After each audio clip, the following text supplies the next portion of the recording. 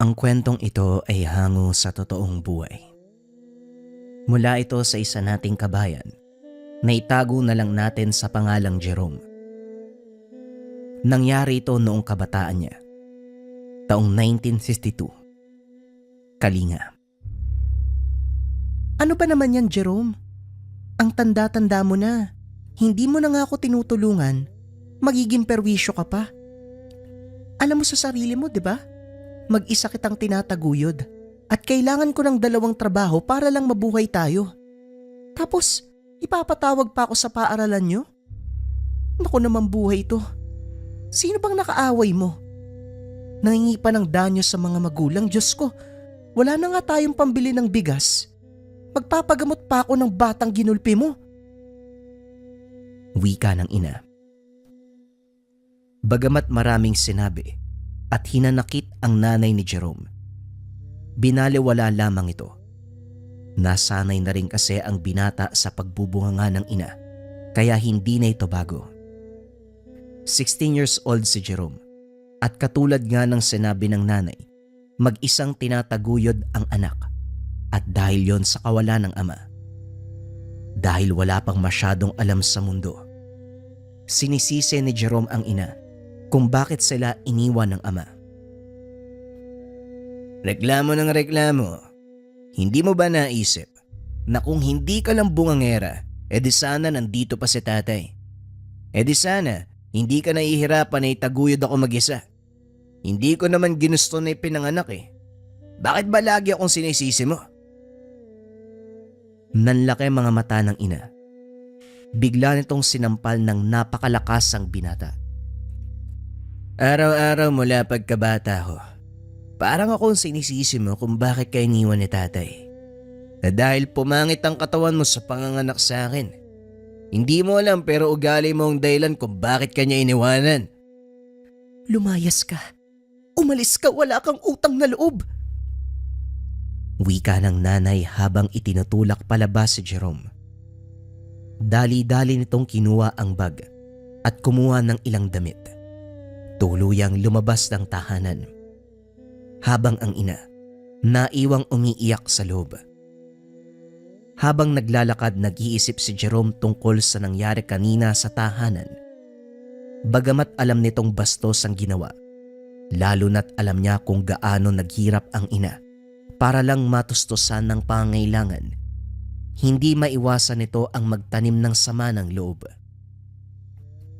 6 na taong gulang ang binata nang layasan sila ng ama. Nalaman nito na pinagpalit sila sa mas bata at mas magandang babae. Narinig ng batang Jerome ang sinabi ng ama kung bakit ito umalis. Sa paglipas ng panahon, kahit na mahal naman ng ina si Jerome, hindi maiwasang sumbatan ng bata. Minsan nasasabihan na sana hindi na lang ito naging anak o kaya naman ay sinisisi si Jerome na kung hindi lamang niya pinahirapan sa panganganak, edi sana maayos pa ang pangangatawan nito. Nagmarka ang lahat ng sinasabi nito. Kaya habang tumatagal napalayo ang loob. Kahit sa ipinakita na nagsisisi ito sa mga nasabi, masyado nang malalim ang sakit ng mga binitawang salita. Lalo na't sa mismong ina ni Jerome ito lahat ng galing. Dahilan upang lubos na maapektuhan ang kanyang paglaki. Naging palaaway, palasagot at bayolente ang binatilyo. Kaya naman napilitan ang ina na ilipat ng paaralan ang binata. 8 paaralan ang nalipatan. Kaya naman hindi na alam pa kung ano ang gagawin sa nag-iisang anak nito. Nang gabing lumaya si Jerome, naganap ito ng kaibigang matutuluyan pansamantala. Siniguradong walang nakakakilala upang hindi kagad matagpuan. Makalipas ang 1 linggo, nagulat na lamang na may kumatok sa tinutuluyan. Mga pulis. Inireport pala ng ina na nawawala ang binata. Nang makita, halong tuwa at pagtatampo ang naramdaman ng ina. Sa ayaw at sa gusto, umuwi na sila ng tahanan. Lubos na nagpasalamat ang ina sa mga pulis sa tumulong. Nang makalis ang otoridad, kagad kinausap ang anak. Paano mo nagawa sa akin to, anak? Gusto mo ba akong mamatay kakaalala sa'yo? Alam kong hindi naging maganda ang relasyon natin. Pero nag-iisa ka lang na anak ko. Nag-iisa na lang din ang nanay mo. Kaya kahit anong gawin natin, hindi na mababago yon. Kahit na pinasama mo ang loob ko, mahal pa rin kita, anak. Pinapasama ko ang loob mo. Hindi mo man lang naisip na ikaw ang gumawa nito sa akin. Dahil sa mga sinabi mo. Palagi akong sinisisi mo sa lahat ng bagay. Sana hinayaan mo na lang ako o pinatay mo na lang ako. Mas maayos pa yun kaysa nabubuhay ako ng ganito. Wika ni Jerome. Umakyat na ito sa kwarto. Hindi na malaya ni Jerome na nakatulog pala siya. Nagising na lamang sa iyak ng ina at tila may kausap sa telepono. Hindi ko na talaga alam ang gagawin sa kanya, tay. Sobra na yung pagsasakripisyo ko sa batang yon. Tapos, sasagutin niya lang ako ng ganun? Wika ng ina sa telepono. Ikaw naman kasi, Imelda. Kung makapagsalita ka sa apo ko, akala mo hindi mo siya anak. Huwag kang magdahilan dyan ha. Naririnig kita. Alam ko yung mga sinasabi mo sa bata. Alam ko ang takbo ng bunganga mo. Alam naman natin ang paghihirap mo. Pero wag mo naman sanang ilabas ang galit mo sa mundo sa nag-iisa mong anak. Tandan-tanda ko nga kung paano mong tinulak at pagsalitaan niyang si Jerome nung 10 taong gulang pa lang pinapatahan ka lang naman ng bata. Niyakap ka pa tapos pinunasan yung luha mo. Ano ginawa mo? Tinulak mo Sinabi mong siya may kasalanan ng lahat. Sino ba namang hindi magtatanim ng sama ng loob? Matagal nang nangyari yun, tay. Hindi pa ba niya nakakalimutan? Ano ka ba? Ako nga hindi ko makalimutan Siya pa kaya? At isa pa. Baka naman ganun pa rin ang pakikitungo mo sa kanya hanggang ngayon. Kaya siguro nawala sa landas yan. Kulang lang sa gabay, tandaan mo. Walang batang pinanganak na salbahe. Dahil yon sa lugar kung saan sila lumaki. Alam kong hindi ako perpektong ina. Pero gusto kong magbago, tay. Ano bang pwede kong gawin? Alam ko na. Dito muna sa akin si Jerome. Dito mas matuturuan ko siya ng tamang asal.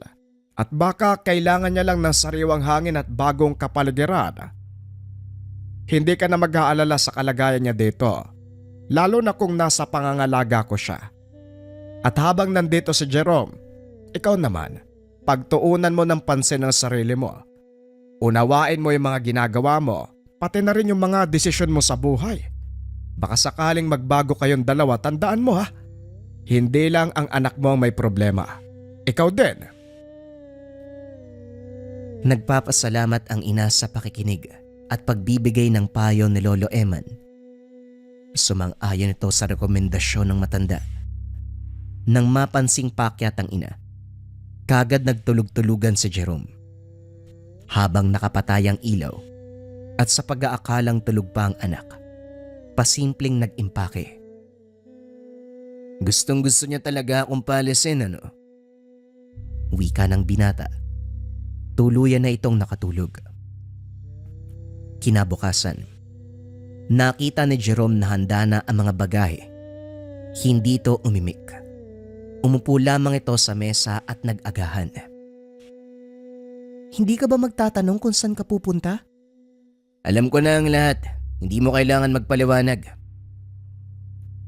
Habang nasa bus, inisip ng binata ang magiging buhay sa probinsya, lalo na't nasanay sa buhay na merong radyo, electric pan at iba pang modernong kagamitan ng panahon. Matapos ang isang araw na paglalakbay, nakarating na rin sa Kalinga. Sinalubong ito ng kanyang lolo Eman, maigpit na niyakap. Kagad kinamusta at doon lamang niya naramdaman na merong nagpapahalaga sa kanya. Kahit matanda na si Lolo Eman, napakahaba at puti ng buhok at balbas. Kitang-kita ni Jerome, matipuno pa rin ang pangangatawan. Ito pa nga ang nagbuhat ng lahat ng bagay na siyang ikinahanga. Lolo Eman, ilang taon ka na po uli? Para kang 30 ang lakas mo. Ikaw talagang bata ka. 89 na ako. Sa susunod na buwan karawag ko na. Lalong humanga si Jerome dahil tulad ng sinabi, matipuno pa rin ang pangangatawa ng matanda at malakas. Habang sila ay naglalakad, napansin ni Jerome na napakadaming bumabati sa matanda. Grabe lolo, hindi mo naman sinabi sa akin na sikat ka pala. Siguro dahil marami akong natulungan. Nga pala, baka mabigla ka. Sa gabi minsan nawawalan ng kuryente. Pero wag ka mag-alala, malamig naman dito. Nawawalan din ng tubig pagsapit ang alas 7 ng gabi. Kaya palagi ka magigiba.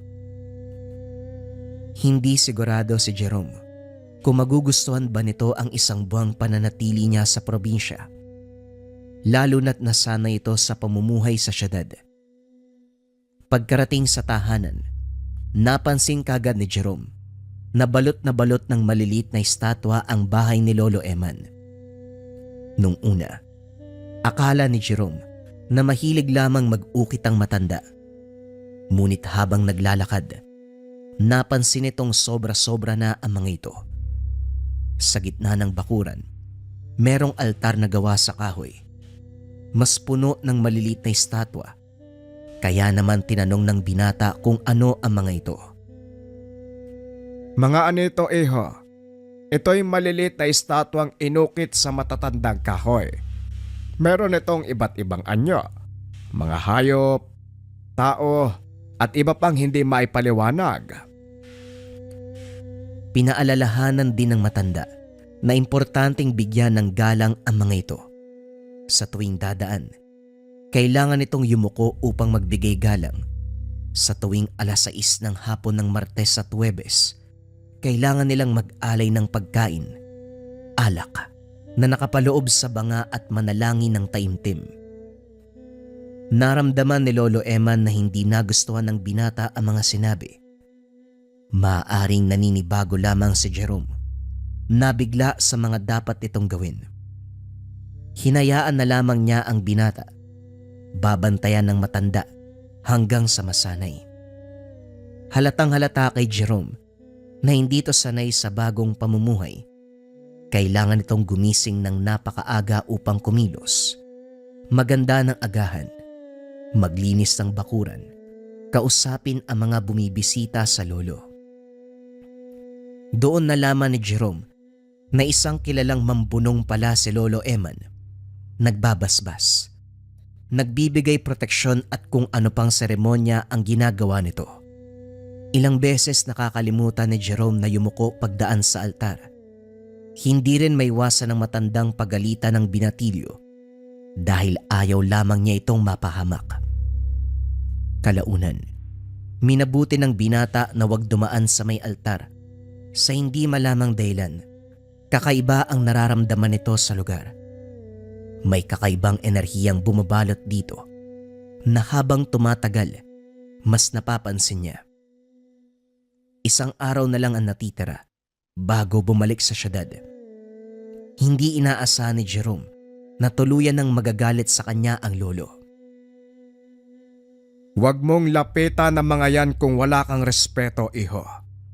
Hindi ka na yumuyoko sa pagdaan mo. Nais mo pang kunin ang isa sa mga estatwa. Sinasabi ko sa iyo, naging mahaba ang pasensya ko dahil nauunawaan ng mga espiritu ang damdamin mo. Pero lahat ay may hangganan. Babala ni Lolo Eman. Lumapit ito sa altar. Dala-dala ang banga at mga alay na pagkain. Hindi na iwasan ni Jerome na magalit ng sandaling iyon. Para sa kanya, ang mga estatwa ay mas pinapahalagahan, inaalagaan pa kumpara sa kanyang buhay. Ano bang meron sa mga kahoy na to at sobra-sobra niyo kong alagaan? Hindi nga sila gumagalaw o nakakapagsalita. Paano pa sila kakain at iinom? Hangal ka. Binalaan na kita na wag lalapit lalo na't wala kang pagrespeto sa kanila. Akin na yan. Talagang gusto mo sila na magalit sa'yo, ha? Sumama ang loob ng binata. Hindi nito inaasahan na magagawang magalit sa kanya ng lolo. Akala niya, nakatagpo na rin siya ng taong magpapahalaga sa kanya. Makahila ka naman lolo, makakahoy lang yan. Tapos na ang panahon ng Maika, mga diwata at kung ano pa. Nasa modernong panahon na tayo, hindi na uso yan. Hindi mo alam ang sinasabi mo.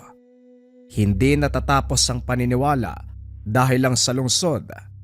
Akala nyo, mas matalino ang mga nasa syudad. Pero ang katotohanan, nagiging mangmang kayo dahil hindi nyo alam ang tunay na kapangyarihan ng kalikasan. Tandaan mo po, buhay ang mga anito at hindi mo sila dapat pinaglalaruan. Inayos ng matanda ang altar. Niyaya nito ang apo upang magapunan. Habang naglalakad papasok, hindi maiwasan ni Jerome na makaramdam na tila merong mga mata na nakatitig sa kanya. Lumingon ito muli. Nanlaki ang mga mata nang makita niyang umiikot ang ulo ng mga ito. Ngunit pagpikit niya muli, bumalik lahat sa ayos. Iho, sana maintindihan mo ko. Ginagalang ko naman ang mga hilig mo. Sana, galangin mo ang paniniwala ko. Saksi ka sa mga nananampalataya. Kada umaga binabati at inaasikaso mo sila. O siya, kumain na tayo. Bagamat naiintindihan ni Jerome ang pinanggagalingan ng lolo, hindi naman ito mapigilang mainggit o magselos. Dahil labis ang respeto, pagpapahalaga at pag-alaga ng lolo sa mga lumang kahoy na hindi naman gumagalaw o nakakapagsalita. Habang kumakain, natigilan sa pag-iisip ang binata nang magsalita si Lolo Eman. Nga pala po, huwag mong kakalimutan na meron tayong pagpupulong bukas para sa pista ng ani. Gumising ka ng maaga. Alis tayo kagad. Tumango lamang ang binata. Kinabukasan nagtungo na sila sa pagpupulong.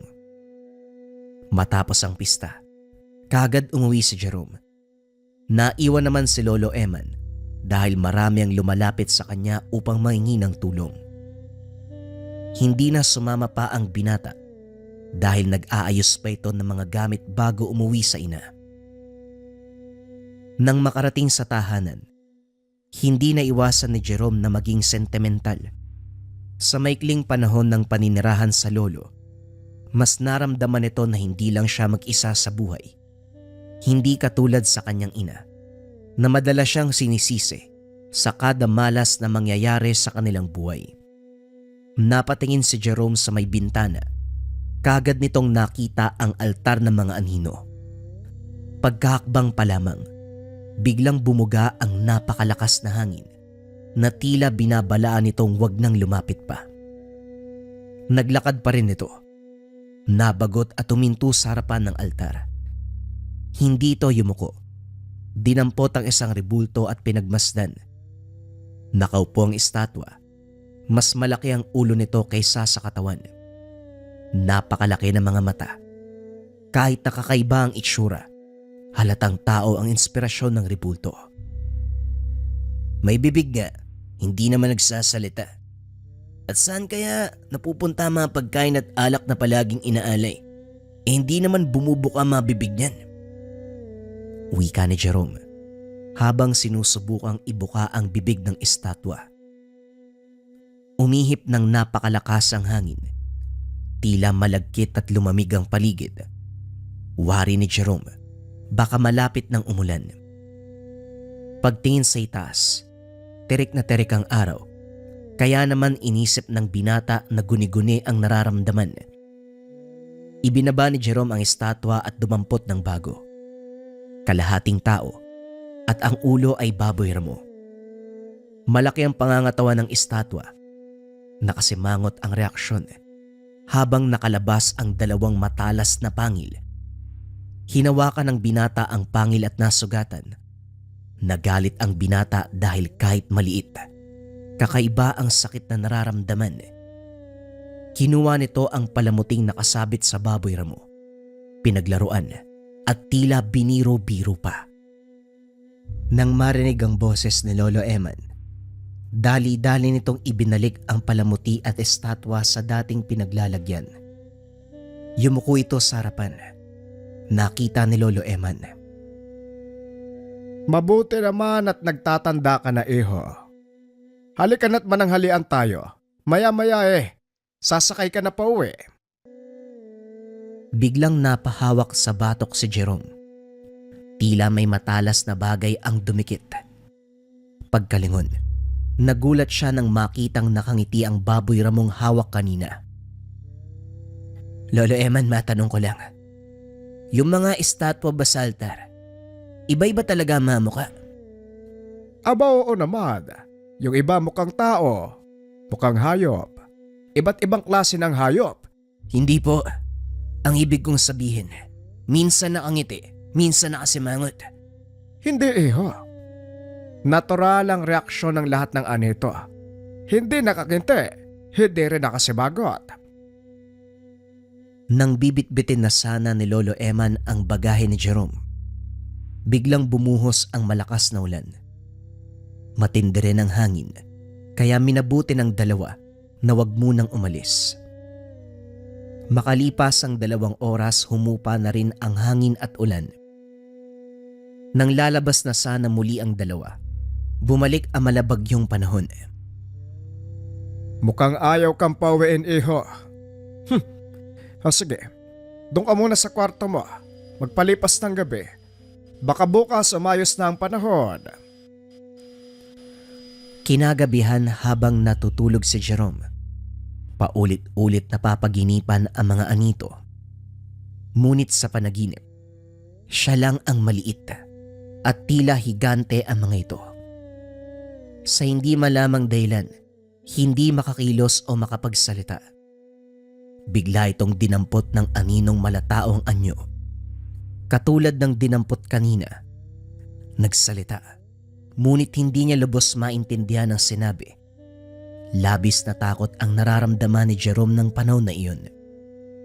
Malademonyo ang boses. Napakalalim ng tunog na lumalabas dito. Biglang natigilan ng binata sa kabilang dako dahil may tumama na napakalakas na malademonyo rin ang tunog. Doon nakita ang estatwang baboy. Baboy ramo ang ulo. Tawa ito ng tawa habang nakahawak sa malaking tiyan. Hindi pa rin makakibo si Jerome kahit anong gawin. Tanging luha na lang ang pumapatak sa mga mata. Napatingin ang 2 nilalang kay Jerome. Napakaitim ng mga mata na tila hinihigop siya ng kadiliman. Pumikit si Jerome. Mahigpit nitong isinara ang mga mata. Naramdaman ng binata na tila humigpit din ang pagkakahawak sa kanya. Sa puntong nahirapan ng huminga, pagdilat ng mga mata, halos maihina lamang sa takot. Ang kaninang itim ng mga mata ay naging matitingkad na pula. Tila nanlilisik ang mga ito sa galit. Biglang napaupo si Jerome. Hingal na hingal ang binata at malamig ang pawis. Nagmasid sa kapaligiran. Nagpapasalamat na nasa kwarto lang ito. Ngunit napawi kagad ang panandaliang ginhawang nararamdaman. Napansin ito na hindi nakatabi ang lolo sa banig. Tumayo si Jerome upang hanapin ang lolo. Kaso nga lang mahihirapan siya dahil walang kuryente. Sinikap ni Jerome hanapin ang lampara at makalipas ang ilang sandali ay natagpuan. Pagsende ng ilaw. Doon nakita ng binata na tadtad ito ng hiwa sa kamay. Hindi niya masyadong binigyan ng pansin. Mas mahalagang mahanap niya si Lolo Eman. Makalipas ang ilang sandali, nakita nitong tila nagsisiga si Lolo Eman sa bakuran. Bago pa makalapit ang binata, muntik nitong malaglag ang lamparang bitbit. Sabay-sabay na umikot ang ulo ng anito sa kanyang direksyon. Lahat ng estatwa ay nakasimangot ang muka. Galit na galit. Kahit saan pumunta ang binata, sinusundan ito ng mga tingin. Nakaluhod na lamang si Manong Eman. Taimtim itong nagdarasal. Sa harapan nito ay merong pulang itlog, bayabas, sinabawang ugat at usok na galing sa dahon ng sambong. Sa hindi may paliwanag na dahilan, tila hindi makalapit sa altar o sa lolo itong si Jerome. Bukod sa sumusunod ang mga ulo ng anito sa binata, tila may hindi makitang harang ang humihiwalay sa kanya. Lumakas ang boses ni Lolo Eman habang patuloy na nagsasalita. Doon natuklasan ng binata na hindi lingwahe ng tao ang sinasabi. Umikot sa bakuran si Jerome upang sana'y mapansin ng lolo. Ngunit bagyang natakot ang binata nang makita nitong puting-puti ang mga mata ng matanda na tila ba sinasapian. Nagdurugo na rin ang ilong ng matanda, kaso nga lang hindi pa rin tumitigil. Labis na nag-alala si Jerome sa kalagayan ng lolo, kaso nga lang hindi ito makalapit.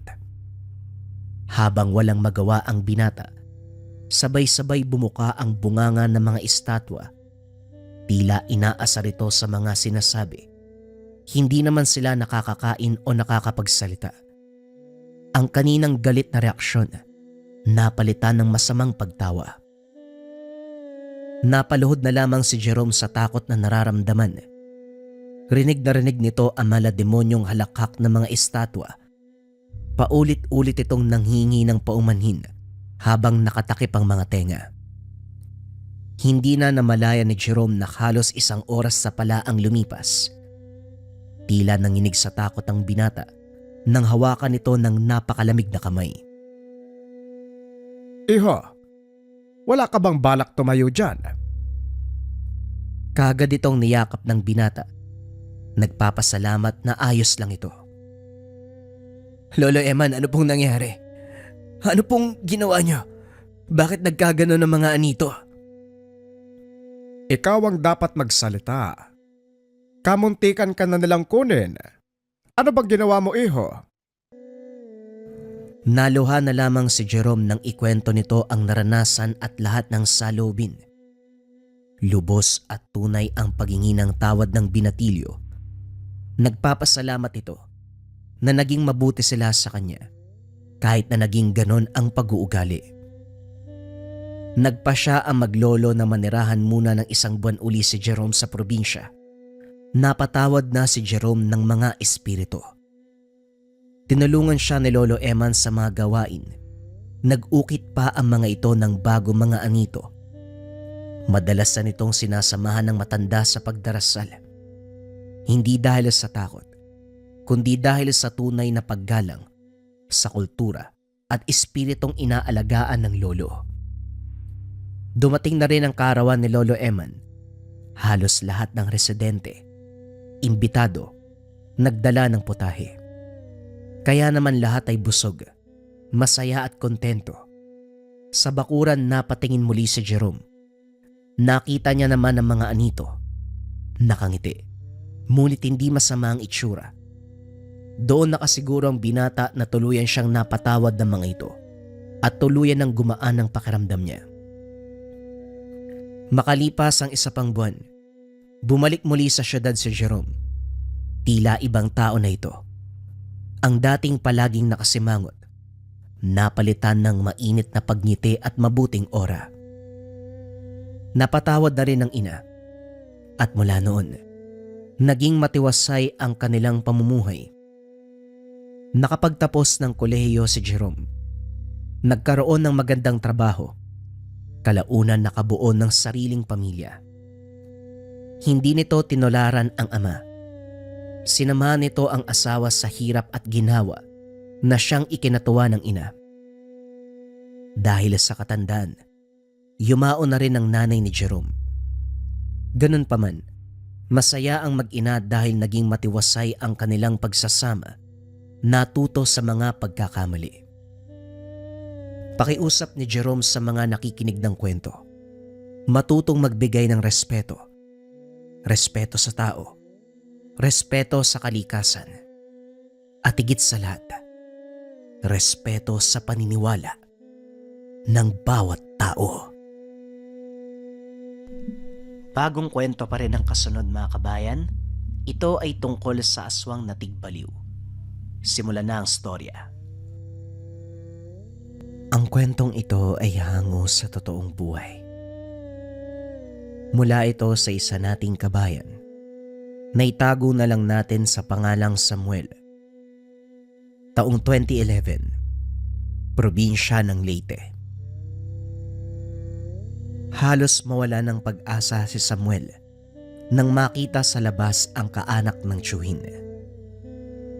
Sa katunayan, galing Maynila ang mga ito at mahahalatang maarte ang datingan.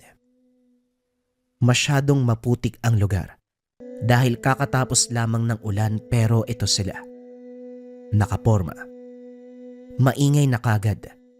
Nakakarindi sa pandinig. Kagaya ng inasahan, tinawag siya ng tiyahin para sunduin ang mga ito. Samuel, magdala ka nga ng iilang bulos ng kawayan para maging tulay nila sa pagtawid. Alalayan mo na rin para hindi mahulog sa putika, nakakaya. Bisita pa naman natin sila. Wika ni Tia Monica. Tia, may mga paan naman sila. Hindi rin naman inutil, walang diferensya. Sila na lang kamon tumawid papunta dito. Ilang lakad lang naman yan eh. Alam na, probinsya to, ganyan pa talaga ang pormahan. Samuel, hayaan mo na lang. Sige na. Pagbigyan mo na sila. Alang-alang sa Tio Hector mo. Walang nagawa si Samuel kundi sundin ang utos ng tiyahin. Sa halip na kawayan, hagdan ang ginamit para gawing tulay ng mga ito. Isa-isang inalalayan ng binata ang bawat bisita. Hindi rin maiwasang mapabuntong hininga dahil panay reklamo ang mga ito. Mahirap daw ang lugar. Maputik, mabato, liblib, at wala na silang makitang maayos. Hindi na lamang sasagot si Samuel dahil baka kung ano pa ang masabi. Pamilya ng pamangkin ni Tio Hector ang mga ito. Si Tito Glenn na siyang pamangkin, si Tita Anastasia ang asawa, at 3 anak nito na puro babae. Parehong mga dalaga at parehong maaarte. Ang titinis ng boses na masyadong nakakarindi sa pandinig. Palautos sa mga ito. Kahit si Samuel na nagmamay-ari ng tahanan ay hindi nakaligtas. Narito sila sa lugar upang dalawin si Tio Hector na may malubhang kalagayan. Diabetes. Ilang taon nang nakaratay sa banig. Putol ang kanang binti. Ang isa naman ay mayahalin tulad sa lantang gulay. Nakadialysis dahil pati kidney apektado na rin. Sila na lang din ang natitirang pamilya sa angkan ni Tio Hector. Kaya ngayon na bilang na lamang ang araw, nais makasama kahit sandali. Kaso kinakailangan bumalik nila Tito Glenn at Tia Anastasia, pati na rin ang 2 anak dahil may trabaho at eskwela. Ang naiwan ay ang panganay na babae, kaedad lamang ito ni Samuel. Nakapagtapos na ito ng pag-aaral, nag-aantay na lamang ng resulta ng board exam. Mabait naman ito. Marunong sa gawaing bahay. Hindi rin kailangang utusan. Tumutulong sa pag-asikaso kay Tio Hector. Hindi mapili sa pagkain, pero lumalabas ang pagiging maarte lalo na kung maulan. Ayaw na ayaw sa maputik. Samuel, pwede ba buhatin mo ko? Ayoko madumihan yung mga paa ko eh. Baka may infeksyon sa putik. Napailing na lamang si Samuel. Inutusan sila ni Tia Monica na mamalengke pero inabutan ng ulan. Tumila na, pero hindi magawang tumawid dahil maputik ang daan. Idagdag pa ang kasama na ayaw umapak sa putikan. Ano kasi ni swerte? Kung ayaw mong lumakad sa lupa, edi lumipad ka. Tugon ni Samuel. Tinalikuran at iniwanan ang dalaga. Panay ang pagtawag nito pero hindi niya pinansin. Hinayaan itong sumigaw ng sumigaw. Pagdating ng tahanan, kagad nagtanong si Tia Monica kung nasaan si Ana. Hindi nakasagot ang binata nang marinig ang malakas sa pagpreno. Pagtingin ay nakasakay ng tricycle ang dalaga. Tia Monica, salbahay naman pala yung pamangkin nyo. Iniwan ba naman ako dun sa daan? Buti na lang dumaan si Manong kaya nakauwi ako. Wika ng dalaga. Habang nag-uusap ang dalawa sa loob, abala si Samuel sa pagtitig sa Manong na naghatid kay Ana. Kilala niya ito. Kinilalang aswang ng ama ng kaibigan na isang albularyo. Kaso nga lang, hindi pwedeng maging maingay o sumbatan sa tunay na katauhan dahil pwedeng magsanhi ng panganib. Lalo pat kailangan mag-ingat dahil may kasamang sakitin. Paboritong biktima ng lahi nito ang ganitong tao. Sa pagkakatanda ni Samuel, tigbaliw ang terminong ginamit ng albularyo para itukoy na aswang. Sila ang uri na sakitin o malapit ng mamatay ang biktima. Mahirap itong tapatan.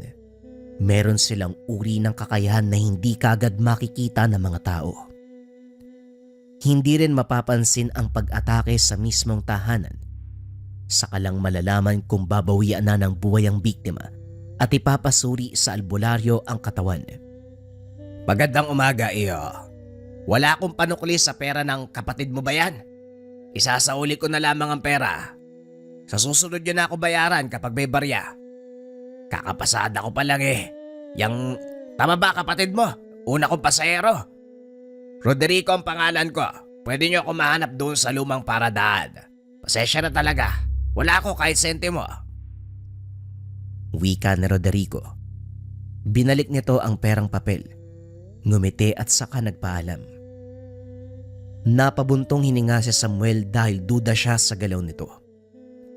Walang sino mang aswang ang magpapakilala, kaya sigurado siyang gumagamit lamang ito ng hindi tunay na pangalan. Sa napapansin niya sa bulsa nito, bumabakat ang mga barya. Walang panukli. Kunwari pa. Alam ko na ang binabalak mo, Manong. Subukan mo lang lumapit sa pamilya ko. Talagang may kalalagyan ka sa akin. Lumipas sa mga araw. Napapadalas ang pag-alis si Samuel dahil namamasukan din sa panaderya. Kakarampot lamang ang kita pero kahit papano nakakatulong sa gastusin. Hindi naman sila mahirap pero parehong senior citizen si Tia Monica at Tio Hector na merong benepisyong natatanggap kada buwan. May sangay ng gobyerno na sumasagot sa gamot, kung kaya't pagkain na lamang ang hahanapin.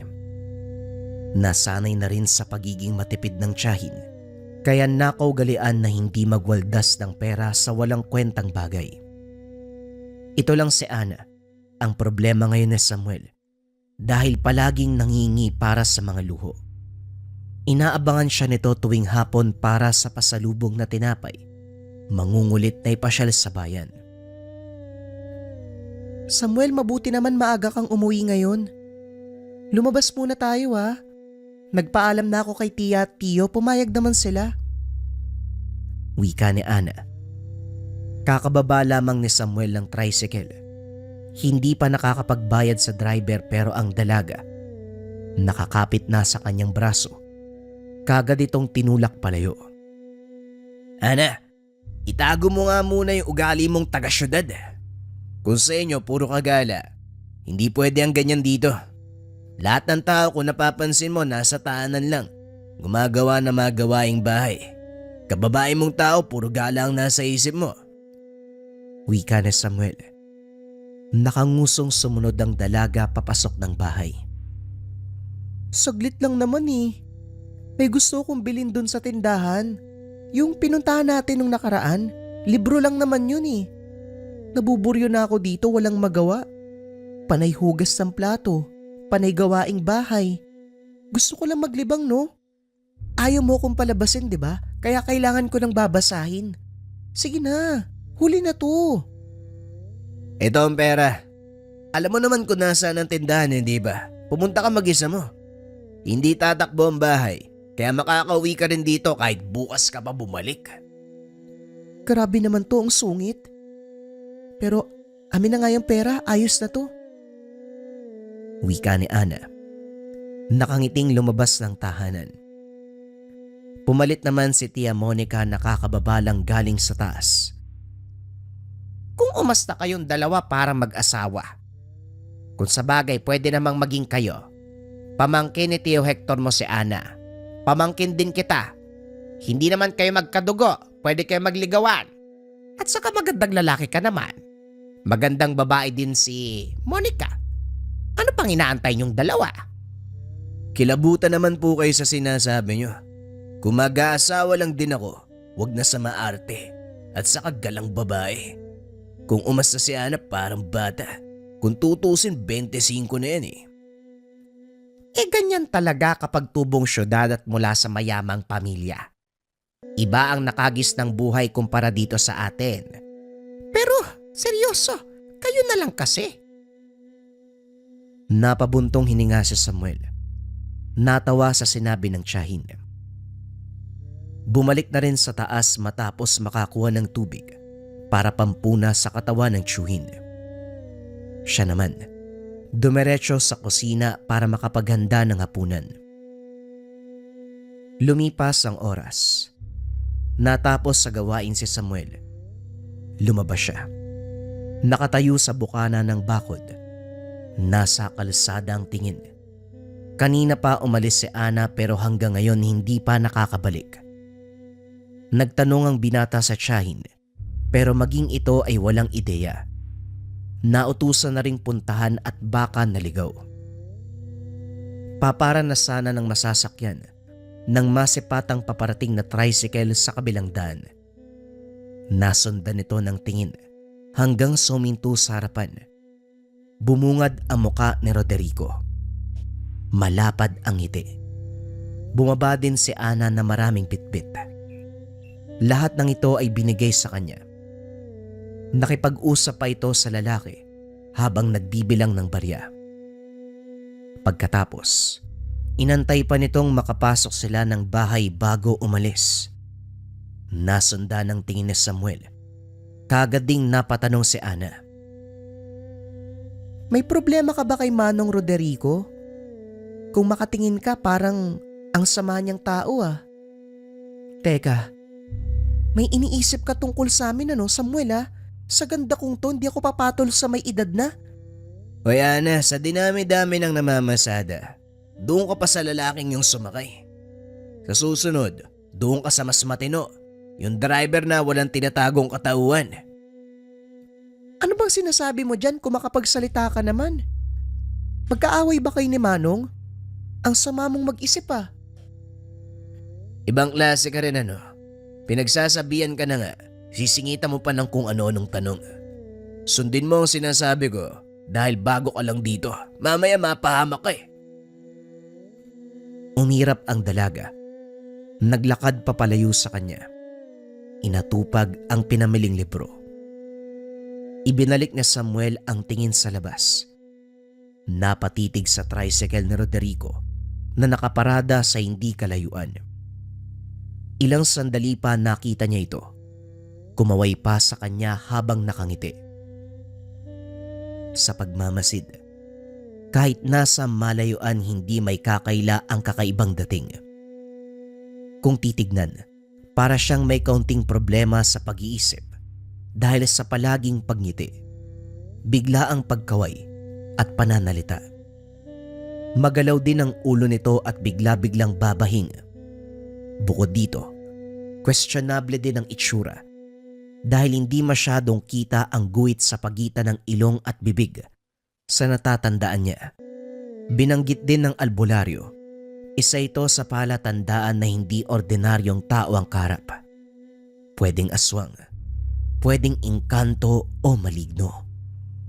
Kikilos ito na parang normal na tao para makipagsabayan sa takbo ng buhay. Pero isa rin ito sa paraan para mapalapit sa biktima. Malalaman kung may balak kapag masyadong palakaibigan at madalas ang paglapit. Darating pa sa hindi inaasahang pagkakataon. Napahugot ng hininga si Samuel Sinusundan pa rin ng tingin si Roderico. Sa puntong ito pinaandar ang tricycle at umalis. Sa mismong harapan ng bahay dumaan. Nang tumapat ay tumingin sa kanya. Ngumiti at kumaway. Samuel, kanina ka pa dito sa labas. May inaantay ka ba? Nabaling ang pansin ng binata sa paglapit ng tiyahin. May nakita lang po ako na hindi dapat mapadpad sa lugar na to. Delikado po kasi, lalo na sa kalagayan ni Tio Hector. Hindi na kailangan pang ipaliwanag sa detalyong pamamaraan. Kagad naintindihan ni Tia Monica ang ibig sabihin ng binata. Napansin ko rin siya nung nakaraan. Hindi naman yung taga rito, hindi ba? Nalaman niya siguro yung tungkol sa tsuhin mo. Wala po akong ideya eh. Pero kung dumaldalang pamangkin ni Tio, posible po yan. Si Ana, bakit? Magkakilala ba sila ng taong yon? 2 beses na po siyang sumakay sa tricycle ni Roderico. Mukhang malapit nga sila sa isa't isa eh. Kung mag-usap, parang nakakapagpalagay na ng loob. Parang may halong panibugho. Nagtunog ayaw maagaw si Ana ng iba. Tiya naman. Seryosong bagay yung pinag-uusapan natin. Sisingitan nyo ng kalokohan. Nagbibiro lang ako. Pero kung nagsalita nga si Ana, anong gagawin natin? Sa puntong ito, labis na bahala ang nararamdaman ng tiyahin. Bantayan na lang po natin si Tio Hector.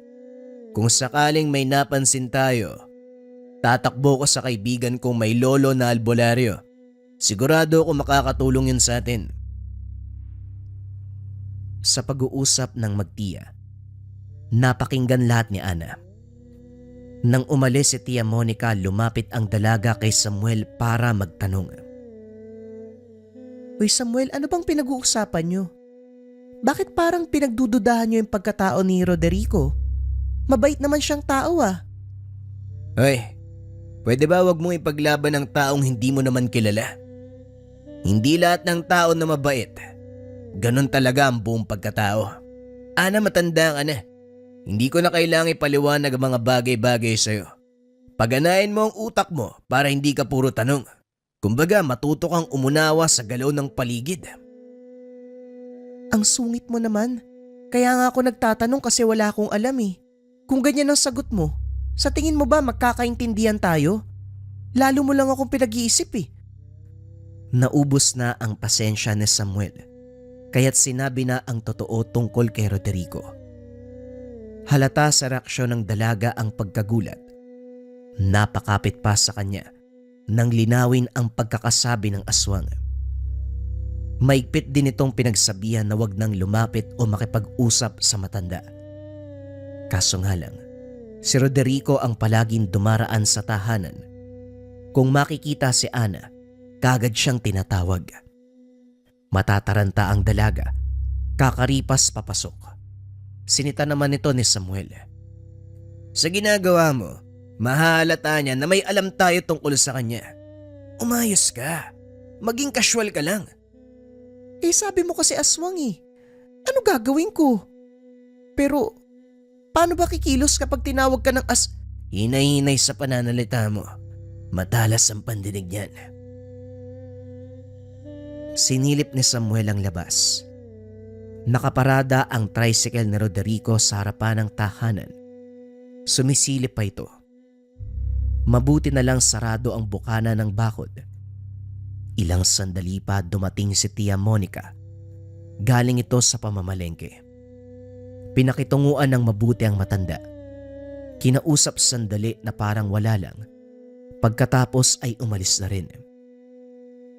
Samuel, anong meron? Bakit nasa harapan ng tahanan si Roderico? May gagawin ba siya? Eto kasing pamangkin ni Tio Hector, tinawag ng lalaki. Kumaripas ng takbo papasok ng bahay. Syempre magtataka si Roderico kung bakit ganun yung reaksyon niya. Kaya siguro panay ang silip dito. Kunot noong napatingin si Samuel kay Ana matapos mahampas. Syempre tatakbo ko, aswang yun eh. Yan ang sabi mo, di ba? Hindi kita tinatakot, Ana. Ang problema lang sa'yo, hindi ka marunong kumilos ng naaayon sa sitwasyon. Hindi magtatagal, mabubuko tayo eh. O sige na, nag-aaway na naman kayo, Samuel. Ikaw na lang muna magluto sa kusina. Ana, doon tayo sa tiyuhin mo. Tulungan mo kung bihisan siya. Bumaba si Samuel sa kusina. Naging abala sa paghahanda ng mga sangkap. Lumabas siya nang makitang kulang ng malunggay. May pananim sa bakuran, kaya walang problema. Kaso nga lang hindi na nakakuha ng makita si Roderico. Nakadungaw sa trangkahan ng bakod. Napatras ito ng pagbuksan niya. Magandang hapon, Manong. May problema po ba tayo? Salip na sumagot. Tumingala si Roderico sa itaas, kung saan direktang makikita ang bintana ng kwarto, kung saan nakaratay ang syuhin. Inagaw niya ang atensyon nito para mabaling sa kanya. Nagulat siya sa sinabi nito. May sakit din sa bahay nyo. Isang lalaki. Mag-iingat kayo kasi may babalik dito para biktimahin ng lalaki.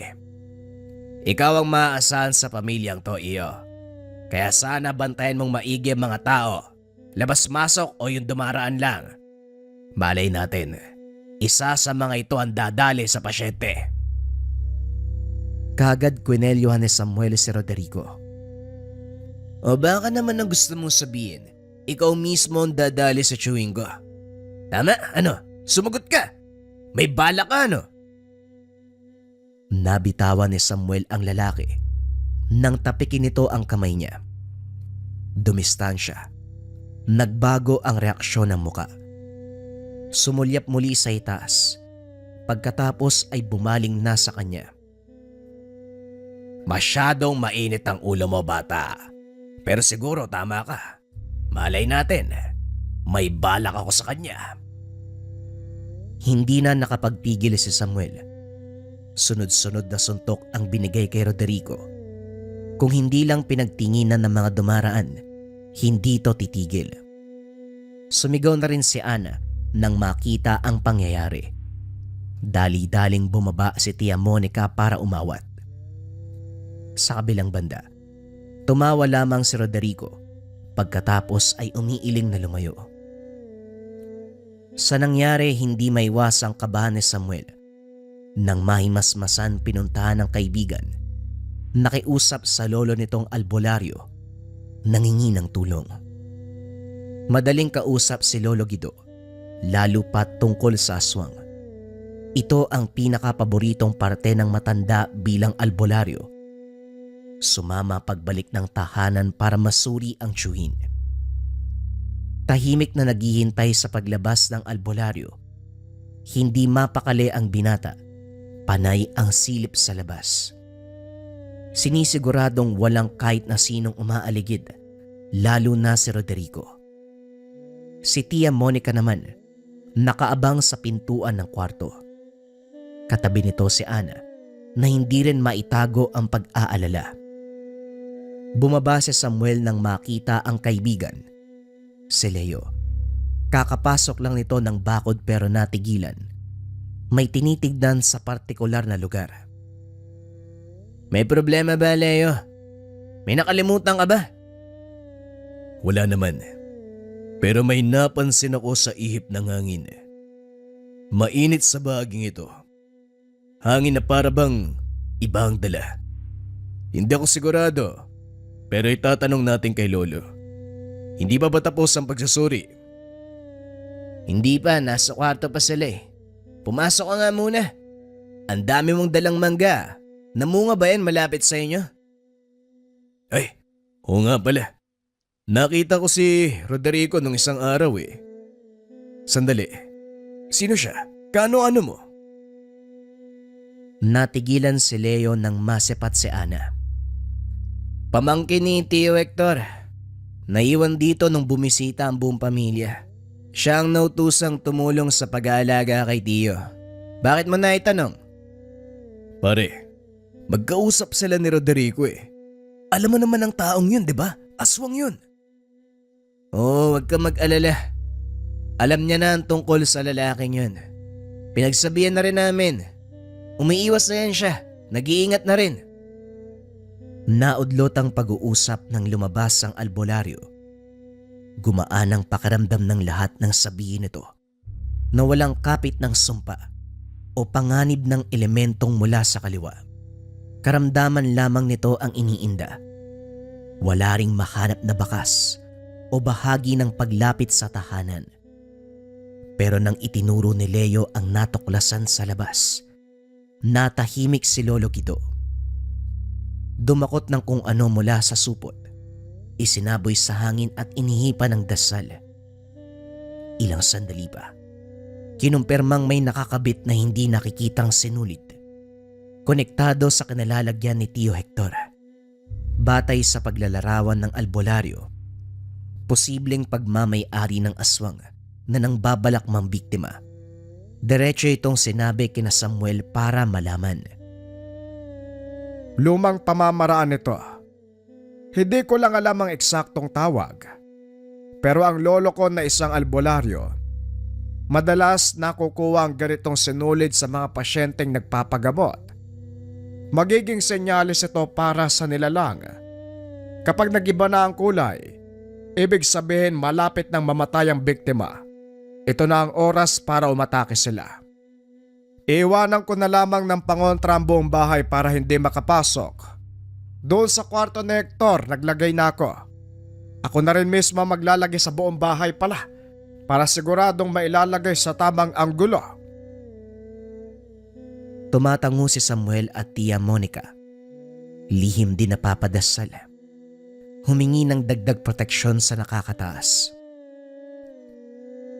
Nang mga sumunod na araw napapadalas ang pagdaan ni Roderico, kinutuban si Samuel dahil bukod dito may isa pang binatang lalaki na pasulyap-sulyap sa bahay. Hindi niya kilala, hindi rin mapangalanan ni Tia Monica.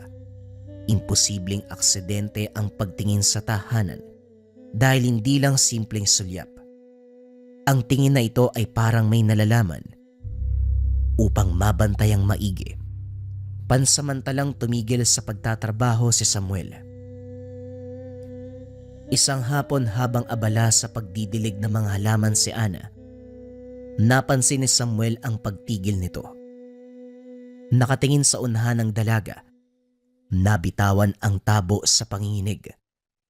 Dali-dali itong nilapitan. Tumingin na rin sa bahaging iyon at hindi makapaniwala sa nakita. Ang binatang pabalik-balik ng daan nitong mga nakaraang araw, malademonyong nakangiti sa kanila ngayon. Hindi nagtagal, nawala bigla sa paningin. Pagbaling sa kabilang direksyon, naroon na ito. Sa susunod na sandali, sa ibang lugar naman nakatayo, sobrang bilis ng kilos na hindi namalayan kung paano nangyari. Kinilabutan sila habang nanonood. Dali-dali na ring pumasok nang mapansing nasa harapan ng bakod. Napahugot ng itak si Samuel nang wala sa oras. Panay ang pagsilip sa bintana. Naroon pa rin ang lalaki pero nang mapansing marami nang dumaraan, dahan-dahan na itong lumayo. Samuel, yun ba yung aswang? Totoo nga siguro yung kasabihan. Kapag nasa probinsya talaga may aswang, natatakot na ako. Gusto ko nang umuwi sa amin. Kung gusto mong umuwi, sige, magimpa. Nanlaki ang mga mata ni Samuel nang makita ang mukha ng lalaki sa bintana. Kung tutuusin, napaka-imposible dahil nasa ikalawang palapag sila ng tahanan. Ngumiti ito, pero kikilos pa lang sana si Samuel ay nawala bigla. Pagkadungaw, nasa baba na ito at nakatingala sa kanya. Hindi na kaya pang pigilan ng binata ang galit. Nagmamadaling lumabas. Nasa malayo na ang lalaki pero pinilit habulin hanggang sa dumating si Roderico. Nagpresenta itong tumulong. Papasakayin sana si Samuel pero humindi ang binata. Dito nailabas ang galit. Tinaga ang bahagi ng tricycle. Tulong ka mo. Baka magkasabot pa nga kayo eh. Halika, uunahin na kitang patayin. Mabuti na lamang pinaandar kagad ni Roderico ang tricycle bago tumama ang itak sa likod niya. Kagad ding umayo si Samuel nang may dumaang tao. Pagbalik ng tahanan, kunot noong tumitig kay Tio Hector. Ibang-iba na ito kumpara dati. Wala nang sigla ang mga mata. Nakatingin na lamang sa iisang direksyon na para bang nakatitig sa kawalan. Kahit anong pagtawag, kahit anong kalabit ay walang sagot. Anali ka nga. Nung lumabas ako, wala ba nakapasok dito?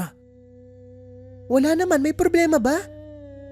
Tignan mo si Tio Hector. Parang may mali sa kanya, silipin mo. Sinuri ni Ana ang chewin. Kahit ito man ay hindi sigurado kung ang chewin pa ba ito. Natatarantang tumakbo sa tahanan ng kaibigan si Samuel upang ibalita ang kaganapan. Sinuri ng albularyo ang katawan. Nakaupo ito sa tabi ng pasyente. Inihipan ng orasyon bago dinama ang pulso. Ilang sandali pa ang dumaan. Biglang napatayo sabay salita.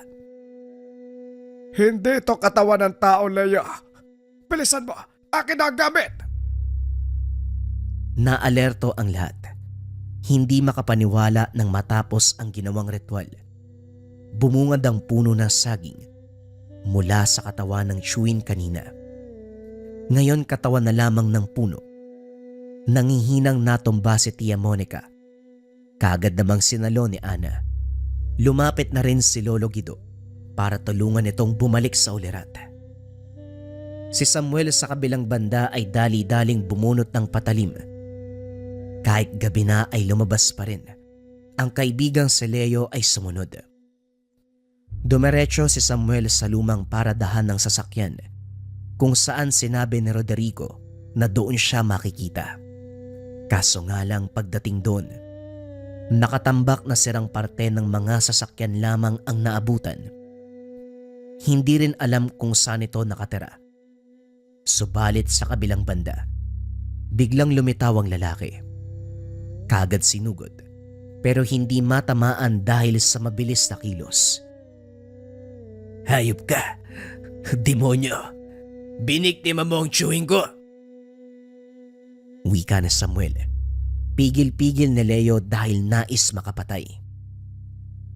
Nagkakamali ka, iho. Oo, may lahi ako. Pero hindi ibig sabihin nun wala akong puso. Sa kabila ng aking katauhan, pinili ko mamuhay ng normal kagaya nyo. Siguro nagtataka ka kung bakit ako nandito. Nakaugalian ko magtungo sa lugar kung saan may bakas ng pagbabalak na makalahi ko. Sinabihan kita sa araw na yon pero pinagtabuyan mo ko. Gusto lang kitang balaan. Dahil ang binatang yon hindi basta-basta makokontra ng anumang gamit. Kaya nga nalampasan ang pananggalang ng albularyo. Ano bang sinasabi mo? Hoy, kilala kita. Ikaw rin yung taong nakasalubong ni Lolo sa kabilang bayan. Tapos nung may biniktima ng tigbaliw sa ibang lugar ay naroon ka rin. Tapos dito naman, huwag mo kami daan sa rason mo na nakaugalian ng ganito. Hindi mo kami maluloko. Naganda ang binata sa pagbato ng orasyon. Pero laking gulat ng buhati ni Roderico mula sa tricycle ang bangkay ng binatang aswang. Sugatan ng leeg. Malaki ang buta sa dibdib na para bang hinugot ang puso. Kaanak mo ito pero pinatay ko bilang kabayaran sa ginawa sa chewin mo. Samuel, bakit ko nga ba ginawa? Hindi ko rin alam. Basta ang sa akin, ginawa ko lang ang sa palagay kong tama. Kung hindi ka maniniwala, problema mo na yon. Muling binuhat ni Roderico ang bangkay pagkatapos isakay sa tricycle. Nasundan na lamang nila ito ng tingin habang lumalayo. Nangangahulugan, bumalik ng tahanan sina Samuel at Leo. Nagulat sila sa ibinalita ni Lolo Guido. Nagpunta si Roderico para ibalik ang katawan ni Tio Hector. Binalik pero huli na ang lahat dahil wala na itong buhay. Gayunpaman ay nagpapasalamat pa rin dahil mabibigyan ng maayos na libing ang tunay na katawan. Wala na rin namang magagawa pa. Walang kahit na sinong makakabalik ng buhay sa isang patay. Magmula ng araw na yun, hindi na nagpakita pa si Roderico. Nanatiling palaisipan kay Samuel ang kilos nito. Para sa binata, posibleng palabas lamang ito ng matanda. At ang totoo, magkasabwat sila ng lalaking tigbaliw. Pinatay niya lamang ito upang iligtas ang sarili.